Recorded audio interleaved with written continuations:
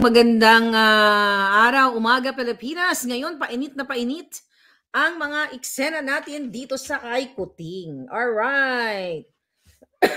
Okie-dokie. Paki-share nyo na. Although, tayo ngayon again ay shadow banned. Talagang ayaw tayong tigilan dahil gusto tayong patahimikin ng Kuting ng Norte. Alright. At ni Lisa Smugs. Ayan. Kumusta na kayong lahat? Isang bonggang-bonggang pakikipaglaban ngayong araw na ito. Okay, nagkakagulo ang mga eksena sa banga. Okay, dito sa kasal na inatinan ni Kuting. Kaya, binisita ko ulit ang timeline ng pinagkuhaan natin ng picture. Okay. So, mga palangga, kung napanood nyo yung vlog ko kanina, like 7 hours ago, I believe. Okay. Hindi ko binanggit yung source. I mean, hindi siya yung puting ahas, okay? Inosente, walang kaalam-alam itong taong ito. So, since na-search ko lang siya sa internet. So, dahil may mga kumuha na, may nag-expose na ng mukha niya, okay? Gusto ko lang sabihin na natatakot ako para sa batang ito, sa babaeng ito. Kasi siya ang, based dun sa Facebook page, Facebook account niya na pinagwaan ng mga videos na yon ay videos and picture. Siya ay parang staff ni Jelly Acuzar, okay, na anak nung appointee ni Kuting na si Jerry Acuzar sa Housing Department. Okay? So mukhang siya yung nag-aalaga ng aso, siya yung staff, yaya ng aso o whatsoever. Kaya hindi ko po binanggit sa inyo to protect this person. Okay? Wala siyang kinalaman sa akin. Nung sinearch ko, nakita ko lang siya. So doon ako kumuha ng mga litrato sa kanya. And kinonfirm namin at may nag-message sa akin na kinokorek ako na Miss Maharlika, hindi December 3 ang wedding, kundi December 2. Okay? So mali yung timeline ko, but okay? So, but eto mga palangga. So, minabuti kong sinearch natin. And I challenge the presidential communications. I challenge Lisa Smugs. I challenge Kuting ng Norte na pasinungalingan, okay, ang ating expose dito. Alright? Actually, ang issue dito, nasaan si Kuting nung araw ng lindol? December 2, 10:30. Nakuha ko ng exact what do you call it? Exact time, 10:37 10:37 ng gabi. Right? Ito. Mindanao, all right, 10:37 ng gabi. Tiyan lang mga palangga. Okay. Aguzar. Ba't siya lumalabas? Okay. So, binasa natin dito sa mga balita na ang lindol, okay, sulat ko lang mag-ano tayo, tulungan ninyo kung mag-analyze tayo kung nasaan si Kuting. Alright, mga kababayan, magsimula muna tayo sa wedding, December 2. Kaya yung kaibigan ko, tinawagan ko, sabi ko, pakicheck nga yung timeline kasi iba yung lumalabas na oras dito sa akin sa Amerika. Tandaan ninyo, ang oras dito sa, ahead kayo dyan, 15 hours ahead ang Pilipinas. So, ngayon, minabuti kong ipa-research, ipa-check sa kanya yung mga oras. Okay, tinignan ko, magsimula tayo mga kababayan sa oras nung December 2, okay? December 2 kung saan nagkaroon ng party si Kuting. Okay, ito yung party niya. December 2 here. Okay. Pina-research natin ang bongga-bongga. December 2 December 2, ayun yung nag-test siya ng positive. Tika muna, December 2. Ito, during this season, alright, ito. As tested, okay. Ngayon mga palangga, December 2, nagkaroon ng party sa Office of the President. Okay, kung saan nag-party-party sila. Ayan, sabi niya dito, ayan, tinignan ko na, okay, ito na yung pic, ito na yung ebidensya. So, nag-post sa Bongbong Marcos Kuting niya, ang nakasulat dito, in recognition of the invaluable contribution of the employees in the Office of the President. Ferdinand Marcos Jr. leads the celebration of Family Day at the Kalayaan Grounds in Malacanang Palace on December 2, 2023. Naalala ninyo, nung nagkaroon ng tree lighting, sinabi ko sa kanya, may expose ako sa inyo na hindi imbitado ang mga empleyados ng Office of the President. Diba? So the next day, nagkaroon siya ng party-party. Kung totoo at accurate yung live ni Kuting, live po kasing video na ito. Tandaan ninyo, ang live video po, pwedeng i-pre-record yan. Pwede kang mag-live last week or even last year, even yung mga videos mo, pwede mo ilagay po yan sa mga app like ako yung ginagamit ko, StreamYard. Alright? Pwede yan ilagay sa app para igawing live, pero it was pre-recorded. So bakit ko to sinasabi? Kasi tinitignan ko kung paano siya tumakbo, kung paano siya naka-attend noong December 2 sa kasal. Okay? Para malaman ninyo na live talaga ang telecast natin, kailangan babasahin natin yung inyong mga comment. Okay? Ngayon, tulad nito, sabi ni Reggie Barroso, ganda ng headband nyo. So this is live, real time. Alright? So, ngayon, si Kuting, balik tayo kay Kuting. So, papakita ko yung oras, December 2 at 10:29 a.m. mga kababayan. Yan ha. 10:29. Okay? 10:29. Tandaan nyo, magsimula tayo dyan. Kasi yung December 2, dyan nangyari ang bombing kinagabihan. So, 10:29 ng umaga, nag-party-party siya. This post na to is live. Okay? 10:29 a.m. nag-party-party siya dito sa Kalayaan Ground with the Office of the President employees. Okay, ngayon, binalikan natin yung video kung saan, okay, kung saan pinost nitong staff, okay, staff nitong si staff ni Jelly Acuzar. Ito yung kasal, right? Ito yung kasalan niya. Okay, kung saan nakita si Kuting doon. Okay, here's the video, right? At minabuti natin na ipakita si Lisa Smugs. Okay, ayan. Okay, ito yung video, di ba? Right, yan yung video na pinakita natin dun sa helper. O, yan, naka-green ang hitad. So, tingnan natin yung oras. The time was, ito pala, December 2. Okay, tama. December 2, pinost siya ni Crizel. Led siya. Okay, yan yung staff ng bride. So, December 2, 4:31 p.m. Tandaan ninyo. Alright? 4:31 p.m. Yung video ni Lisa Smugs. Yan ha. Okay. Yan yung video nila. Live yan. Galing kay Crizel. Okay. Susulat ko ha. December 2 ng umaga, mga kaibigan, 29 a.m. Si Kuting ay nasa, December 2 ay nasa Malacanang pa. Based dun sa kanilang live video. Pagdating ng kinahaponan, 4:37, which is the time. 4:31 rather. So 4:31 ng hapon, December 2. Okay, ito kasi yung issue na gusto kong maintindihan ng taong bayan. Okay? Kailangan ninyong i-absorb ito. So December 2, 4:31 p.m. nasa Bataan. Okay? Sa Las Casas ni Acuzar, si Kuting, na kung saan umattend siya ng wedding. Okay? Wedding. Okay, fine. Okay. Mali ako, hindi December 3, December 2. Okay? So, ito ngayon yung dapat nyong intindihan. Intindihin pala. December 2, 4:31, nakita nyo na nag-emote-emote. Ito yung video na yon. I have to show it. Can we show it? Okay. Ito yung kanina. Yung mga kapapasok lang dito at hindi pa nakakanood. Ito po yung video na sinasabi ko na naganap. I think this one, Kuting at Lisa Smugs. Okay. Okay, yung picture na yan. Okay, yung picture na yan, naganap po yan, okay, around 4:31 p.m. ng December 2 based sa live video ni Crizel na staff ng bride. Okay, tignan natin. Nandito ba yung video? Okay, video niya. Okay, nasa ano pala to? Nandito pala sa present, dito pala sa video file ko. Okay, tignan natin sa video file. Okay, video pa, file party. Oh, this is it, Lisa Kuting walking. Okay.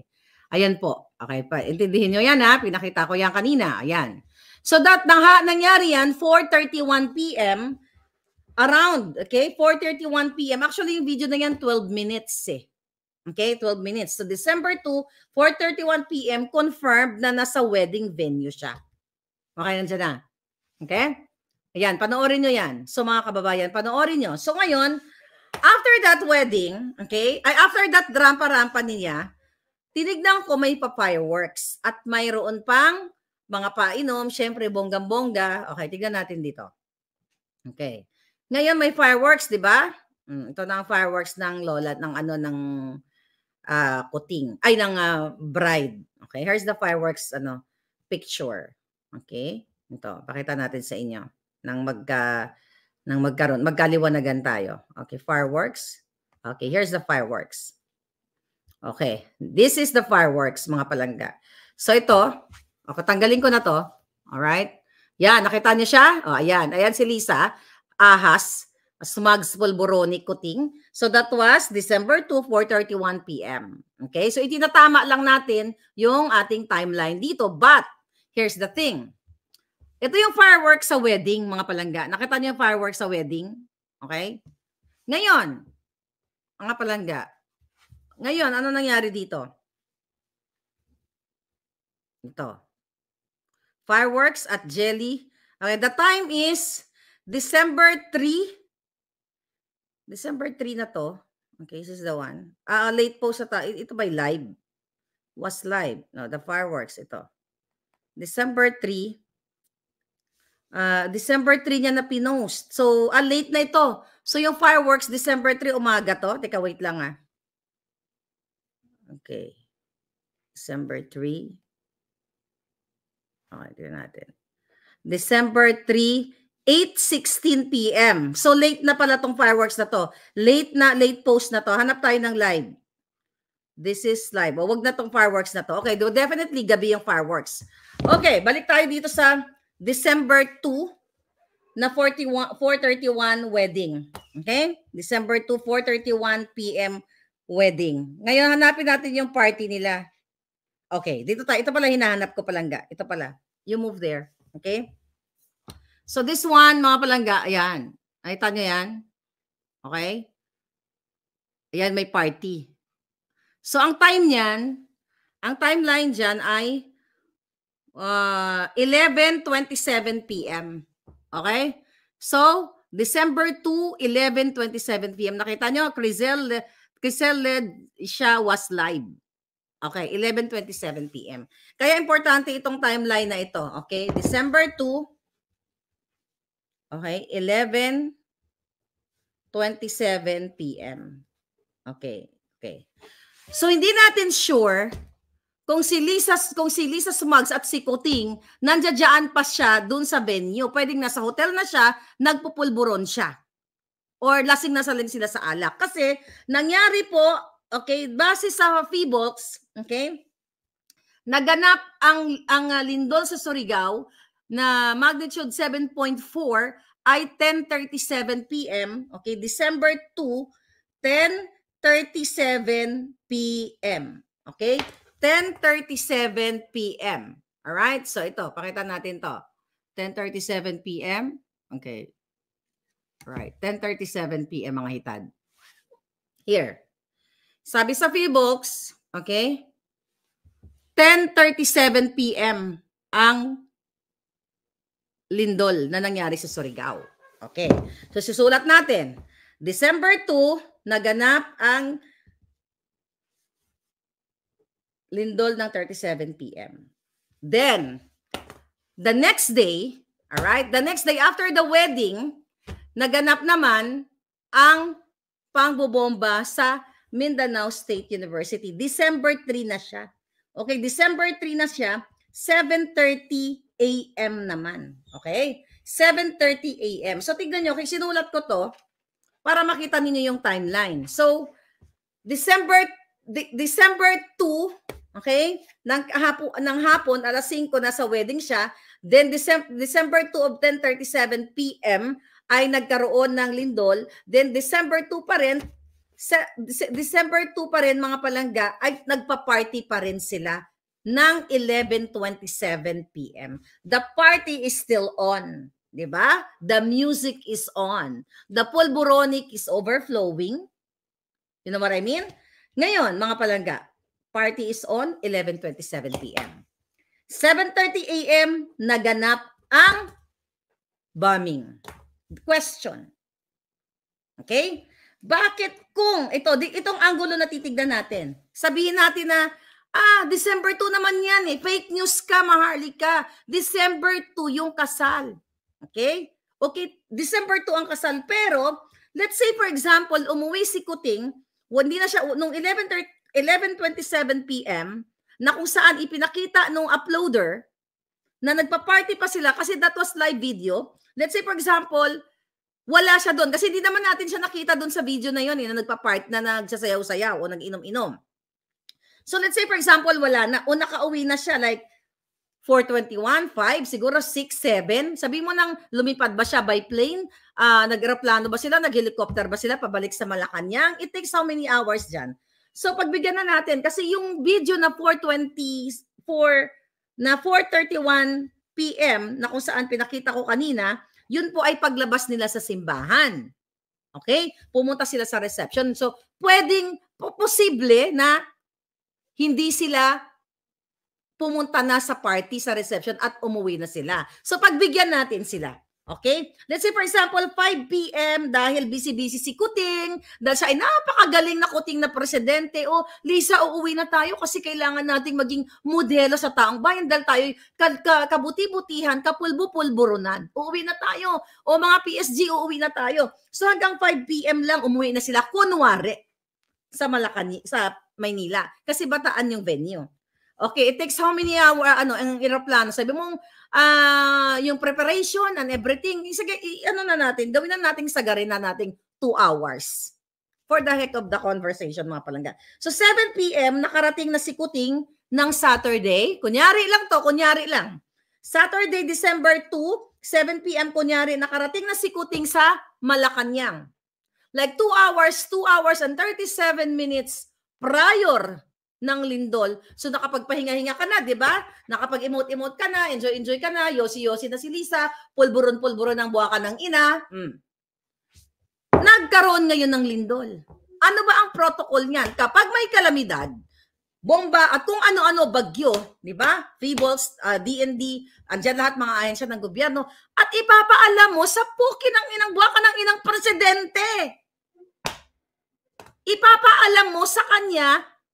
Okay? Kung, ito mga palangga, ipapaalam mo na, Sir Polboron, nagkalindol sa Surigao.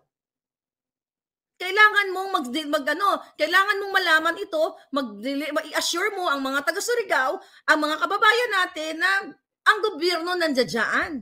Although nandiyan yung mga gabinete niya, but pinuno siya ng bayan. Di ba? Siya ay pinuno supposedly at leader, pero hindi siya leader kasi weakling siya. So itong pinag-usapan natin mga palangga, kunwari lang. Kasi, tinitignan natin yung timeline ng December 2, 7 p.m. Okay? Wala siyang statement, walang physical evidence, walang ebidensya na siya ay buhay pa during that time. Okay? Ngayon, okay. Sige, mali ka, Maharlika. December 2 talaga yung wedding. Okay, fine. Then, the next day, nangyari ang MSU ng 7:30 a.m.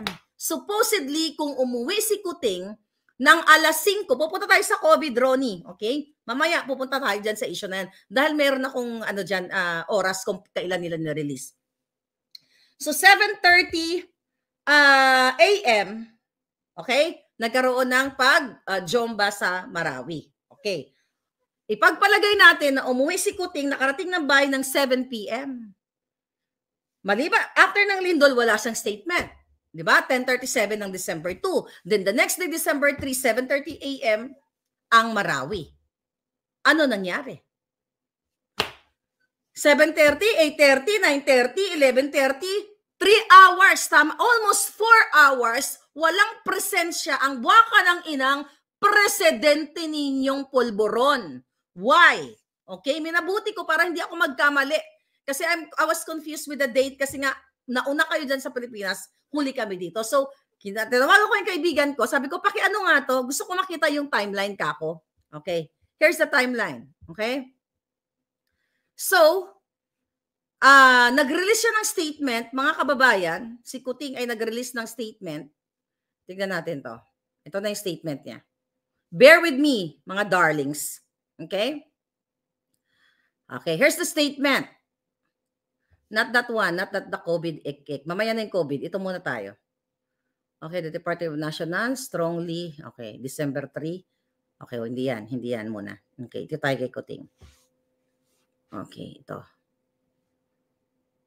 Tested positive, hindi muna yan sa tested positive tayo. Okay, here. Okay?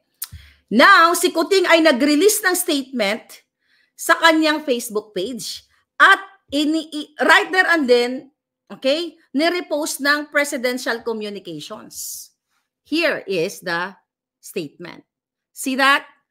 Presidential Communications, December 3, 12:18 p.m. Nakita nyo? Ayan po, ang time na yan ay Manila time. Okay? Dahil ang nag-research ito, kaibigan ko. Okay? Manila time. Okay, punta na tayo sa timeline ni Kuting. Okay, timeline. So, December 3, 7:30 a.m., nangyari ang Marawi. Then, nag-release ng statement ang Kuting, December 3, based sa timeline, 12:18 p.m. Okay. Dito na tayo pupunta. 12:18 p.m. Okay, fine. Galing siya ng kasal. Sinabi natin, sige, kunyari, alas 5 umalis siya sa Bataan, nakarating siya ng alas 7 sa Malacanang, di nagpahinga-hinga, sana alam niya kung ano nangyari na may lindol ng December 2, 37 p.m. pero walang Kuting ng ngiwi na nagsalita kung na inassure ang ating mga kababayan na biktima ng lindol. Okay, fine. Pumasok na tayo sa December 3, 12:18 p.m. kung saan ni-release niya yung kanyang statement. Okay? Na sinasabi niya, ito, I condemn in the strongest possible terms the senseless chuchu-chuchu na kesyo ang ito, basahin na lang natin. Na ang ano daw dito, ang culprit daw dito ay foreign mga foreigner, which is napag-usapan natin 4 days ago sa vlog natin. Foreign, hindi nyo na-intercept, hindi nyo na-detect na may papasok palang mga jejemonyo, pero later on, hindi naman pala foreigners, kundi mga local na mga na kung saan ito yung binigyan niya ng amnesty. Okay? Ito yung proclamation number 403-404 niya na bigyan ng amnestiya o ipardon ang mga buwaka ng inang kalaban ng bayan at sa halip ikulong si Celis at si Badoy.